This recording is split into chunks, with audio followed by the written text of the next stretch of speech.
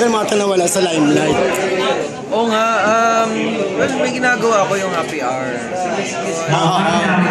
So, ngayon, puro mas nagkaroon akong time para sa mga movies.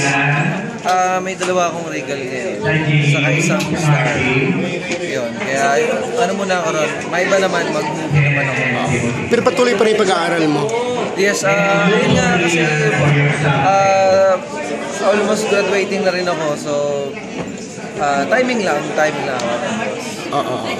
Ano pang iba mo pinagkakaabala? May nagawa akong indie film, yung Lady Fish, na tinatry pa namin maipasok sa Film Fest. So sana supportahan tayo. Lady Fish? Lady Fish yung title, and woman din ako rito. Pangatlo mo ng role tong bakla? Pero sa lahat, yun yung nauna kong ginawa this year. Ayun. So hindi ka ba natatakot na mapagbintangan kang bakla na? Hindi, sila matakot.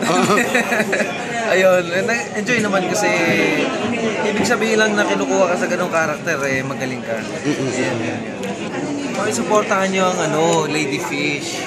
Ano ba yung Lady Fish kasi? Sa Film Fest siya. Ano ba yun? Para Serena?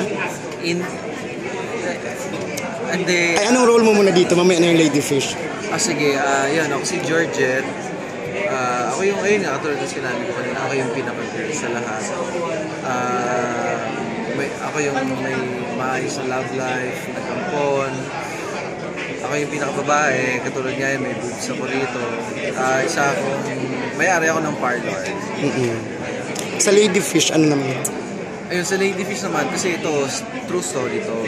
Sa isang bading din na kaibigan ng producer namin, ng director. Parang kinuwento rito yung struggle ng buhay niya. Paano siya from up, down, up. Yun, yung journey ng buhay niya.